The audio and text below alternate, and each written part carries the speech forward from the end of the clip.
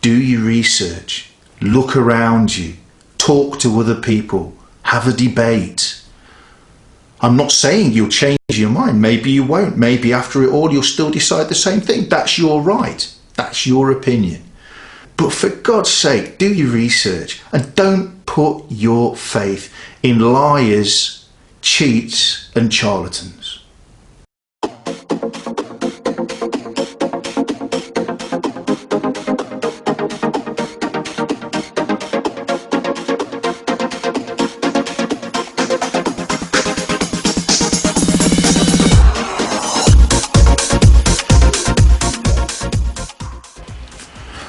Hello everybody and welcome to the A Load of Bull podcast. My name's Paul Bull and I'm delighted that you've been able to join me.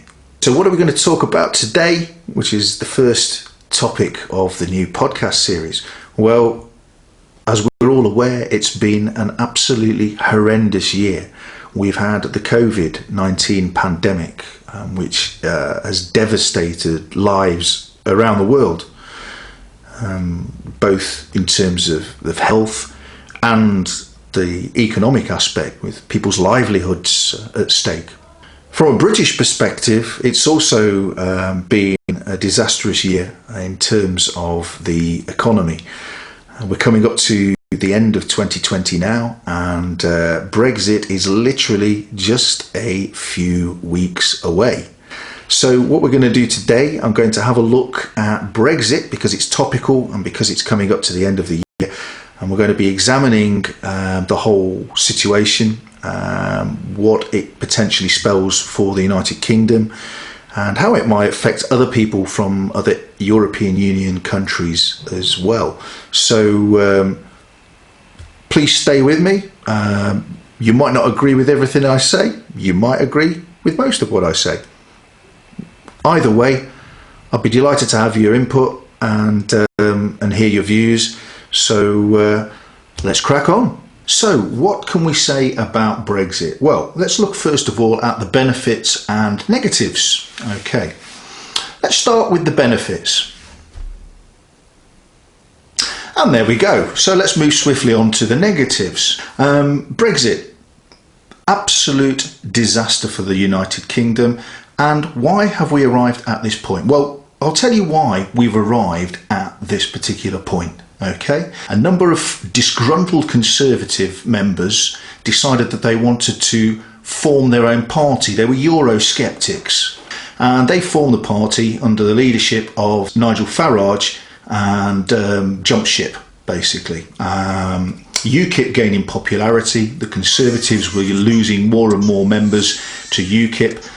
So David Cameron offered a referendum to placate these people that were thinking of joining other disgruntled Tories and jumping ship to join UKIP. Now, as we all know, Cameron campaigned not very well, I have to say, but Cameron campaigned to remain. Never in a million years, I'm sure, did he think that the UK would vote to leave the European Union. Unfortunately, by a very, very small majority in the referendum, a number of people did vote to leave the European Union. And rather than use a referendum for what a referendum is usually used for, as effectively like a giant survey, it's an information gathering exercise, they decided that they were going to force it through as legislation. Yeah, they were going to revoke Article 50 of the Lisbon Treaty and take the United Kingdom out of the European Union. Now let's just go back to that again. A referendum, like I said, is a major survey. It's designed to gain the opinion and the feeling in relation to a certain topic. In this case, quite straightforward. Do you think you should stay in the European Union, or do you think you should leave the European Union? Now, unlike a general election, for example, or even a regional or national election, there is no legal obligation to put that result into legislation. So why do you think the people were so keen, the people driving the Brexit campaign, were so keen for the UK to leave the European Union? And why did they put out so many lies, the Johnson battle bus being one of them, We'll look at that later.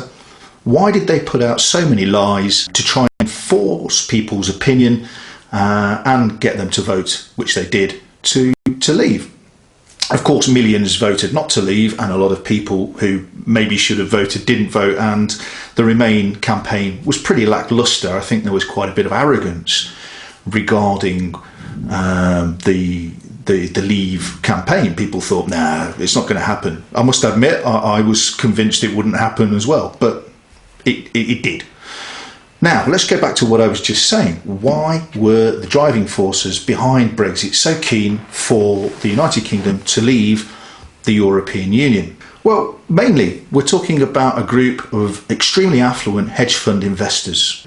Now, these are people who are stinking rich, okay? They don't need any more money because they've already got lots. But as with a lot of these folk, greed, what was it say, Gordon Gekko in the Wall Street Forum, greed is good. Well, okay, I don't agree with that. I have more of a social conscience, and I like to think of others.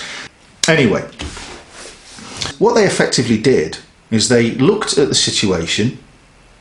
They thought, along with their political cohorts within the Conservative Party and obviously with the UKIP opinion, and they decided that the United Kingdom would take a downturn in terms of its economy. The UK economy would plummet in the event of Brexit. So there'll be a lot of short-term difficulties, and they were banking on that happening. Now, a no deal for them is ideal, and I'll tell you why. Because what these hedge fund investors have done is they've bet against the UK economy. So I don't know if you know about the stock exchange or whatever, just to give you a brief idea. If you're talking about stocks and shares, or you're talking about the stock exchange in general, you can go long or you can go short. Okay, so effectively, if you go long, what you do is you make an investment on the basis that what you've invested in is going to increase in value, and then you will gain more money as a result if you sell it at a higher point. Going short is the opposite. What you're effectively doing is you're betting on something, or investing in something that you think is going to take a downturn. So you bet on it taking a downturn. Now, if it reaches a point that's particularly low, and you've bet on it reaching that point, then clearly you're going to make money based on that bet. It seems strange talking about the stock exchange and stocks and shares and bets. It is effectively a bet. I mean, you know, people could argue that you're gambling every time you look at the stock exchange, but you know, obviously there are experts out there who probably disagree with that. But that's effectively the basics of it. Okay, so these people shorted. In other words, they bet against the British economy. So therefore, if Britain leaves with a no deal, it's better for them, because the more disastrous effect it has on the British economy, the more money these stinking rich, unscrupulous, reprehensible, shameless individuals will make. Okay, it doesn't matter about the average man in the street with, you know, a family to feed. It doesn't matter whether he or she, I'm talking about women obviously as well, lose their jobs. No, not to them. I mean, to me it does, and to the people that are losing their jobs it does too. But to these rich bastards, absolutely not. They're unscrupulous people. They don't give a shit. And this is the problem. So many people have fallen into the trap of believing the gumph, the lies, the false propaganda that the likes of Boris Johnson, Farage, Gove, pushed forward by the disgusting Dominic Cummings, who was effectively smashed a wrecking ball right the way through our country during his time as Johnson's right-hand man. Fortunately, he's gone now, although I don't suspect we've seen the last of him. But, you know, these people led a campaign to try and turn the public's opinion into believing that leaving the European Union was better for the United Kingdom, which it clearly isn't. So, let's just go back to what I said at the start. Let's look at the benefits and the negatives. Now, I'm biased, absolutely. I'm biased because I believe the UK should remain in the European Union. I don't think the European Union is brilliant in all of its rules, regulations and the way that it operates. However, I do believe that the positives outweigh the negatives. benefits of the United Kingdom leaving the European Union. I can honestly say I can't think of a single one. Now, staunch Brexiteers will come back at me and they'll say, oh, well, yeah, but the United Kingdom will get its sovereignty back and they'll be able to do trade deals with, you know, third parties. You know, they'll be able to do trade deals with the likes of the United States, the Japan, India, Australia, Canada, without the need for dealing with the European Union. It's complete bullshit. I mean, yes, they will have the freedom to do that, but do you seriously think that that's going to benefit the United Kingdom? They're going, yes, of course it's going to benefit the United Kingdom. Well, no, it's not. Because when you look at things, the United Kingdom's biggest business partner by far in terms of exports and imports is the European Union. The European Union is the second biggest market in the world. So when we're talking about world economies, obviously you've got the United States at the top, and then if we're talking about individual countries, then you've got the likes of China and Japan, etc., etc. Okay, Britain is currently 6th, and you know, I'm sure that once we reach the end of this year and Britain, the transition period for Brexit has ended, then things are only going to get worse for the United Kingdom. But anyway, going back to the world order. So the European Union, though, although it's a collection of countries, it's the second biggest trading market in the world. And that second biggest trading market in the world happens to be our biggest trading partner by far. So let's look at this in a logical sense, okay? Rather than through the eyes of a Brexiteer who refuses to accept that they've got things wrong, refuses to accept that they've been duped by liars and cheats like Boris Johnson. Let's look at this in real terms.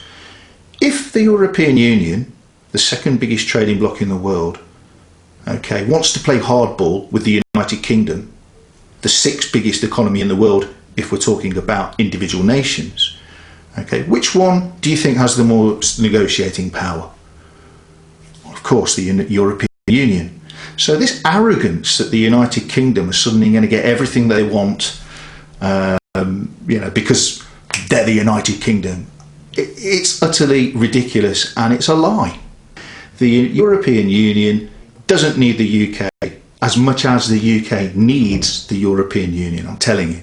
And don't just believe the words of myself sitting here ranting into my microphone and a camera, of course. Read. Do your investigations, which you should have done before the referendum, okay? Although I do accept people were duped, and a lot of people, and we're talking about over 2 million, according to some reports, have changed their minds now and would vote instead to remain in the European Union if the vote happened again. But let's just look at that again. Right, so we're looking at the European Union, second biggest trading bloc. We're looking at the UK, 6th biggest economy in the world if we're talking about individual nations. It's obvious that the EU has more trading power in that sense. Now, if Britain can't reach a decent trade deal with the European Union by the end of this year, who's going to be more desperate? Well, clearly the United Kingdom. We're relying on the European Union for 50%, more or less, of our imports and exports. And if the European Union decides it wants to introduce higher tariffs, well, the UK are going to have to go along with it. Simple as that. All right. Now, let's go back to the other countries then, the ones that the Brexiteers are always going on about, saying, oh, we'll have a great deal with the United States or we'll have a great deal with Japan. Okay, do you seriously believe that that's going to be the case? Especially now that Joe Biden's been elected president. Biden has already said, or he's certainly given indications that he's against Brexit. As somebody with Irish roots, he's completely against, as I think most decent people would be, anything that's going to put the Good Friday Agreement between Ireland and the United Kingdom in jeopardy. So, the United States are going to play hardball with the United Kingdom as well. As for all the other countries, well, clearly, if they realise that the United Kingdom is relying more on them because it can't get a good deal with the European Union, well, I mean, it's in their interest to get the most they can out of it as well. So the United Kingdom has put itself in a completely weak position, not just in terms of its negotiations with the European Union, but in terms of the international community as a whole. People that live in the UK all year round, okay, you have your problems, you can see what's going on around you, you can see the change of opinion, but you don't necessarily see, particularly not this year where travel's been very greatly restricted because of COVID, you don't see how people are viewing you from other parts of the world. I've seen it, and believe you me, people have changed their opinion about the United Kingdom based on Brexit and also the incredibly poor leadership, appalling leadership in my opinion, of Boris Johnson and this current administration. Britain was once seen as a hugely important nation, a nation which made sensible decisions, one of the world leaders. Now people are shaking their heads in disbelief. It's like, well, what are these guys doing? You know, they're committing suicide. Why would anybody want to do that? And it comes back to what I said before. It comes back to the hedge fund investors, the affluent elitists, these people who are aligned and know your Johnsons, your Cummings, your Farages of this world. They're all in it together. Now, you can talk about conspiracy theories as much as you want, but do your homework, do your research. Jacob Rees-Mogg, there's another example. Look up Jacob Rees-Mogg and look up how much money he has made through his own business interests since the referendum to leave the European Union. That will certainly give you something to think about. Yeah? Anyway, let's just go back and look at a few other points and break it down a little bit more. Cameron took the decision to offer a referendum so that he could gain support for another term in power. The fact that the referendum turned out the way it did was against what he thought would happen, but it's ultimately turning into a disaster for the United Kingdom. Meanwhile, as Danny Dyer quite rightly said in a very famous video clip, which I'm sure you can look up on YouTube if you wish, where's David Cameron been since? He's vanished. He put the UK in a vulnerable position.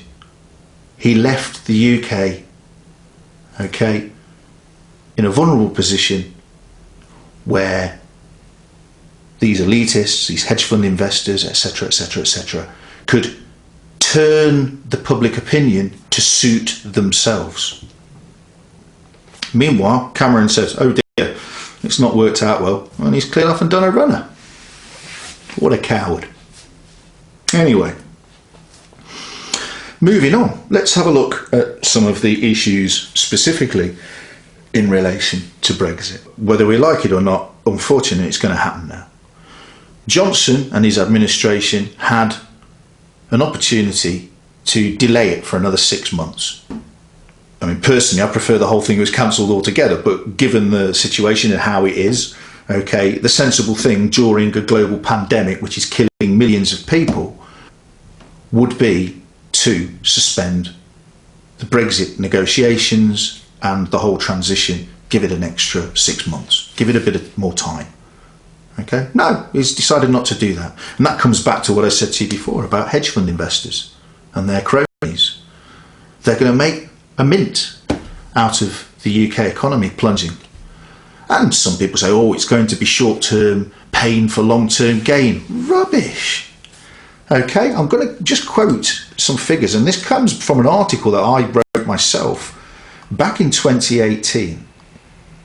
Yeah, figures were released, okay, by economic experts that showed that if Britain were to leave the EU without a deal, the UK economy could shrink by more than 10% after 15 years. So think about that, 10% after 15 years. That's a huge amount. Yeah, and now we've had the impact of the COVID-19 coronavirus pandemic. Things are looking even worse. So if Britain leaves with no deal in a few weeks' time, it's not going to be short-term pain, it's going to be long-term pain for absolutely no gain. Look at what's happening in the UK at the moment. Well, let's look at things before, in the lead up to this.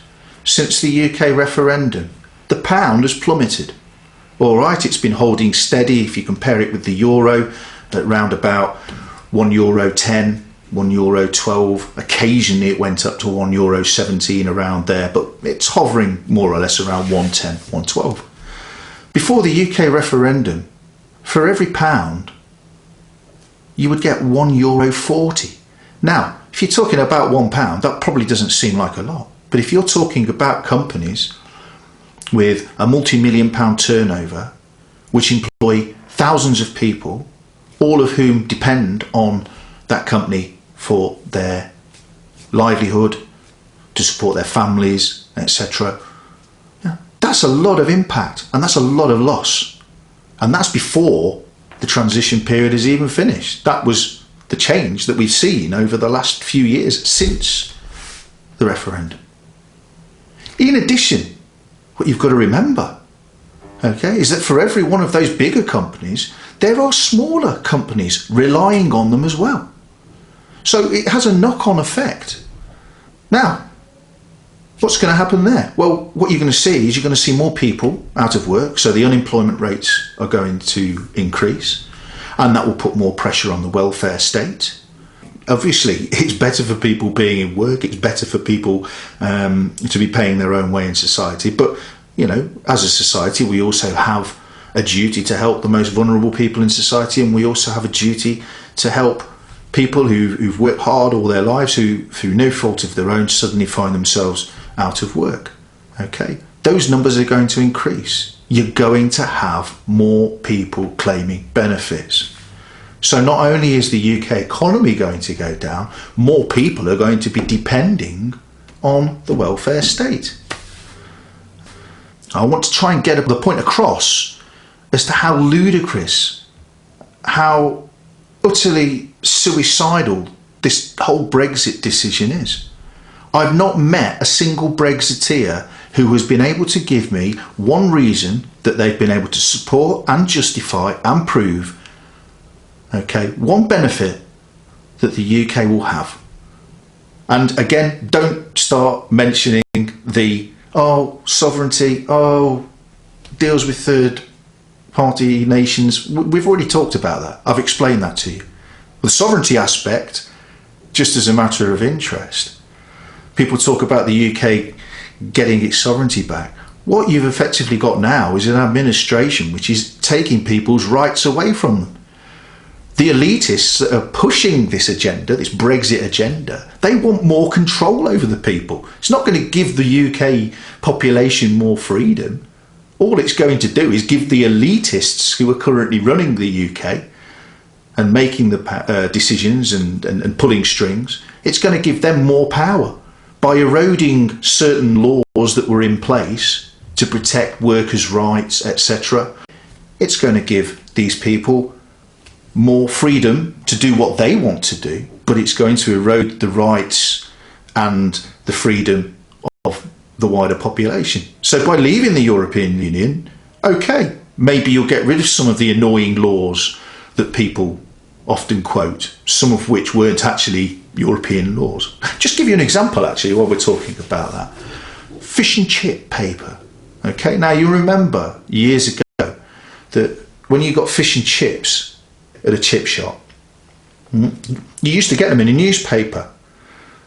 Traditional thing. When I was a kid, we always used to have fish and chips, particularly on a Friday, and you always used to get it wrapped up in a newspaper. All right, now, they decided, understandably to a degree, they decided that it was against health and safety regulations.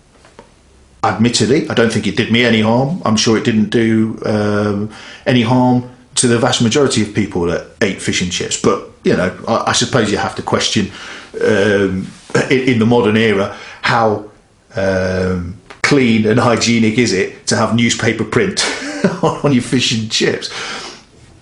That aside, though, one of the rules which I've heard Brexiteers quoting, for example, is the one that it's all gone crazy now. The European Union have introduced a law which says that you're not allowed to have your fish and chips in newspapers. I mean, it's hardly an inconvenience, is it? Let's be honest. It's hardly affected the lives of many to the point where tragedy has ensued. No, of course it's not. You're just changing the type of paper you wrap your fish and chips up in. But anyway, going back to what I've said, people were complaining, the European Union have introduced this ridiculous legislation,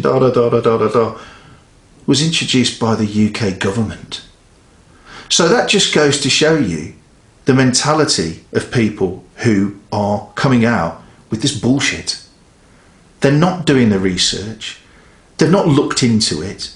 They just spiel off these comments and lines, things that they've read in the Daily Mail or other rags, which we used to wrap our fish and chips up in before. People need to do the homework. People need to be aware of what is happening. You've got to think about these things. Don't believe what these ridiculous newspapers are telling you. I'm not saying all newspapers are ridiculous. As a journalist and newspaperman myself, there are a lot of excellent journalists out there who do a fantastic job, and there are obviously good newspapers out there. There are also some absolutely dreadful newspapers out there that their only aim is to obviously sell papers. Clearly it's a business, but they promote division, fear. They print lies, to suit their own agenda. That's not responsible journalism. What you need to do is you need to look at your sources. You need to look at where you get your information from. Don't get it from one source, get it from several. Don't just look on one side because you have a particular political leaning. Look at both sides. Make up your own mind, but do it from a point of strength. Do it from a point of intelligence. Don't take the word of an unscrupulous individual like Nigel Farage, who again has come out with all sorts of lies and false statements. Okay, and he's also an ally of Trump. So I mean, that in itself speaks volumes about the type of individual that Farage is. Don't take their word. Don't take the word of the newspapers which have printed their propaganda without scrutinising it. Do your research. Look around you. Talk to other people. Have a debate. I'm not saying you'll change your mind. Maybe you won't. Maybe after it all you'll still decide the same thing. That's your right. That's your opinion. But for God's sake, do your research and don't put your faith in liars, cheats and charlatans. Moving on with another element to do with Brexit. Okay, let's look at a few examples. Now, these are small things, okay, but they're things which could be relevant. Now, if you live in a European Union country and you haven't exchanged your UK driving licence for a European Union driving licence in the country where you're residing, by the end of the transition, so you've only got 3 weeks really if you include Christmas, the Christmas holiday. If you haven't exchanged your driving licence by the end of this year, you will have to sit a test in the country where you are residing. So you'll have to do your driving test again. So hopefully, if you are planning to stay in the European Union on a permanent basis, or certainly for an extended period, and you've already registered as a resident in the European Union, then hopefully you will have already exchanged your driving licence. Now, it might seem like a small thing, but that of course affects people. Yeah. And it's just one of a huge number of things potentially which could result from Brexit. Okay, another one, of course, and this is an obvious one which has been quoted, but it's true. Queues at airports. At the moment, you go through the EU channels. At the end of this year, you won't be able to do that. Some countries, they've said, maybe like Spain or Portugal, where they have a high footfall of British visitors, tourists, residents, etc. Okay, they may make special arrangements. They may allow them to go through the EU channels, or they may have their own entrance and departure gates. But for other nations, the chances are you're going to be standing in those big queues when you were traditionally walking through the EU gates, and you were going, "Oh crikey me, look at all those people over there." You're going to be in that queue from the end of this year, depending on your destination. So again, there's another thing. Looking at freedom of movement. Now the freedom of movement, I mean, it's just something which people have taken for granted. It's brilliant to be able to move around the European Union. You can go and live in another European Union country, or you have been able to go and live in another European Union country, go for holidays, etc. Now, they're saying that it's a good chance that, at the end of this year, you'll be able to visit a European Union country. If you're a British citizen, you'll be able to visit a European Union country for a maximum, I think it's 90 days. So you will be able to visit, but you're not going to be able to stay without special permissions. Okay, any longer than that, you're not going to be able to do it. So you need to look at what is happening. These are rights which are being taken away from you, and they're being taken away from you because that's what Brexit was always about. It's about taking the rights of the European Union, some of which protect you, and it's putting it in the hands of the affluent elitists in the United Kingdom who have been pushing this agenda so that the rich hedge fund investors amongst them can make money by betting against the United Kingdom economy. Within a few weeks, Britain, the transition period is over, it's done. And if you've not registered as a resident in the European Union country where you are currently residing, if you've not registered, then you're going to have problems. Now, for people that are literally just moving to other European Union countries, whether it's Spain or Italy, France, Germany, wherever, you've got a very, very small amount of time to be able to register your residency. Now, some countries are allowing a little bit of extra time. If you can prove that you were in the country and paying into the system before then, well, before the end of this year, then they'll take that into consideration. But these things which you took for granted before, I've got an offer of a job in Spain, I've got an offer of a job in Germany, I think we're going to retire to Greece. These are things that it's not going to be able to happen just like that anymore. You're going to have to look at it, you're going to have to justify things. And the same thing as well, I mean, let's not forget, I'm talking from a British perspective here, let's not forget the impact this is going to have on EU nationals that are living in the UK or want to continue living in the UK. Yeah.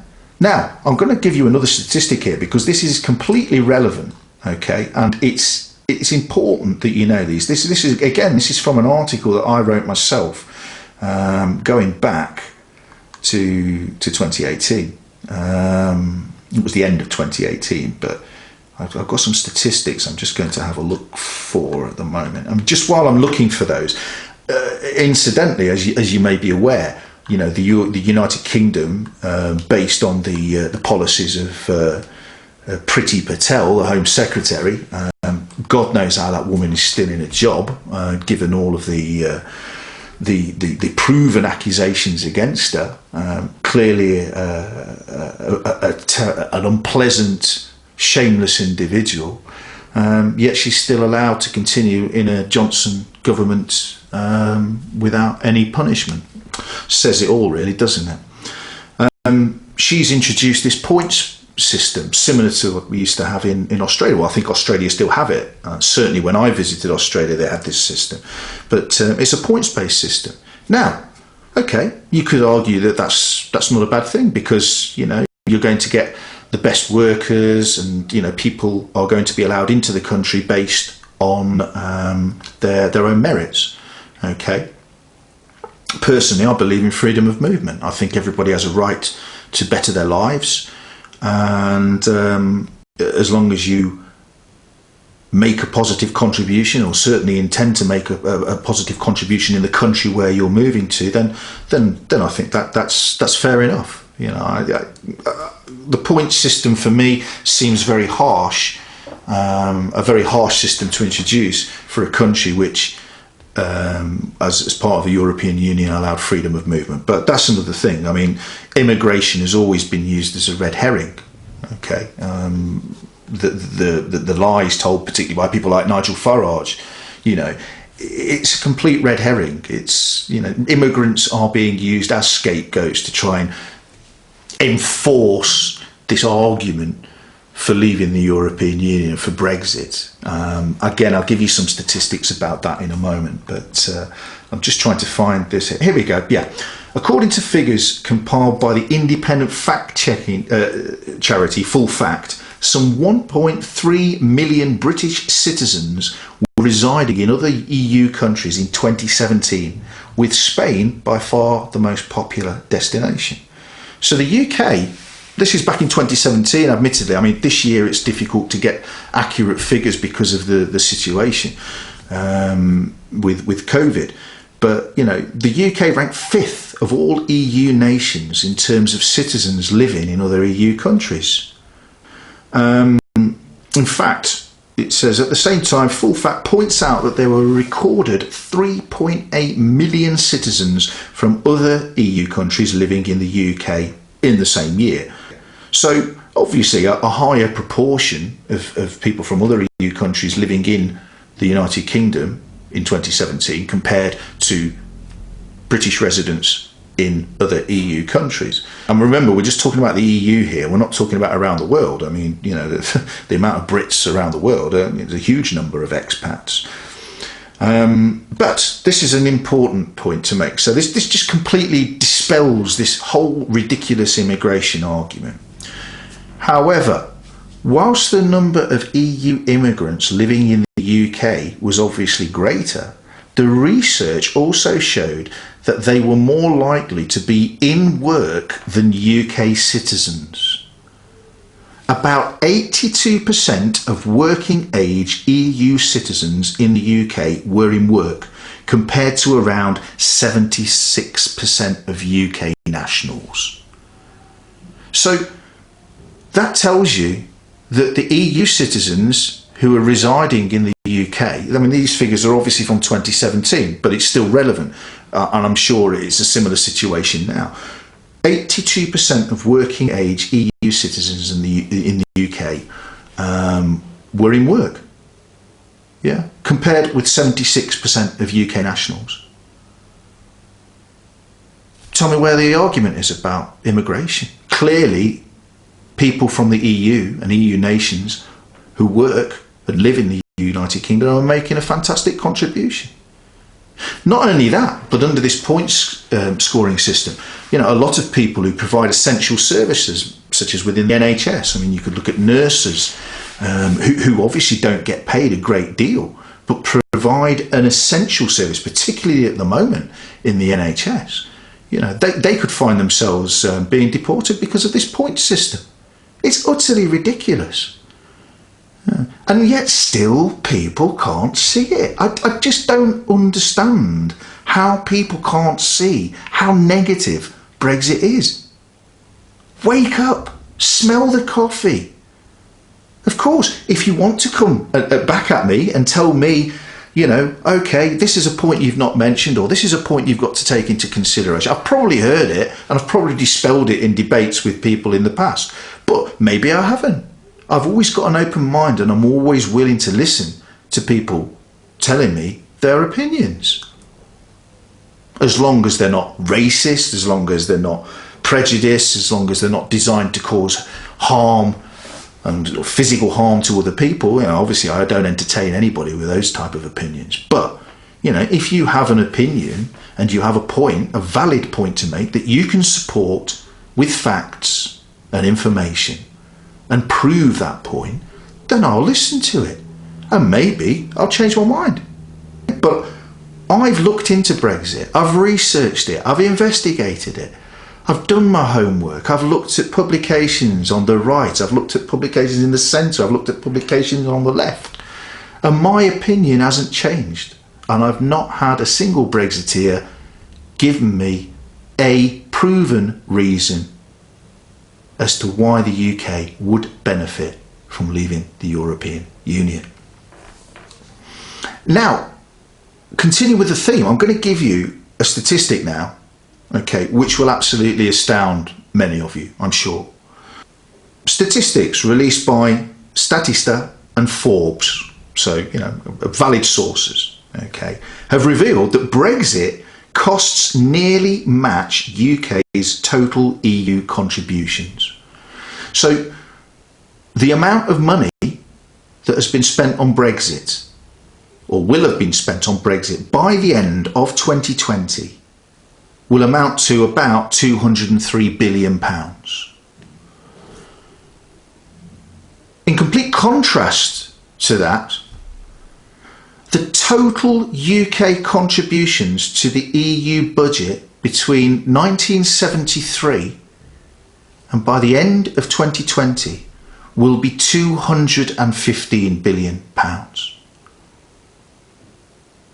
So the UK's entire membership of the European Union by the end of this year will have only cost, by comparative terms, a small amount more. Obviously you can't say billions is a small amount, but in terms of the overall figures, a small amount more than the entire costs that the UK will have outlaid on Brexit. Utterly astounding. These are valid figures, okay? They've been calculated in a certain way, but they're valid figures. So, expected cost of Brexit by the end of 2020, 203 billion. Total UK contributions to the EU budget between 1973 and the end of 2020, so the entire membership of the UK in the European Union, 215 billion. Incredible. Where's the logic? Meanwhile, people believed a lie that Boris Johnson put on the side of a red bus. We send the EU £350 million a week. Let's fund our NHS instead. Vote leave. It said in big letters down the side of a red bus. Of course, like most things that come out of Boris Johnson's mouth or that Boris Johnson stands by, it turned out to be a complete fabrication. Okay, no surprise there. All right. Not only that, but the policies that the current administration have put in place and Brexit itself, as I've explained in relation to the situation with nurses and the point system, etc., they're actually putting jobs at risk in the NHS. Okay, an NHS which is struggling to cope with the horrendous coronavirus pandemic at the moment. An NHS at breaking point. How can you justify, against all of the evidence, against the evidence of future problems, but evidence of things that have already happened, the fall of the pound, people losing jobs, companies leaving the country to go and relocate elsewhere in the European Union, etc., etc., etc. The point scoring system, which could keep key workers out of the UK because they come from other EU nations. All of these things, how can you justify, given all of that, how can you justify pushing your own country off the edge of a cliff on the 31st of December 2020? Defies belief. Brexit, and I've said this many times, is a socio-economic disaster. It's suicide. Okay, well that about wraps things up for now. That was the first ever A Load of Bull podcast. I hope you enjoyed it. I hope you found the content engaging. I look forward to hearing from you, your views, opinions. We're also going to be having some live broadcasts. I say we because I've already lined up a few people who are going to be joining me, but we'll also like to have some telephone conversations, conversations through Skype, messaging and other forms of communication. Maybe not carrier pigeon, a little bit slow, but give me a shout. I look forward to hearing from you and I'll see you next time. In the meantime, stay safe. Take care.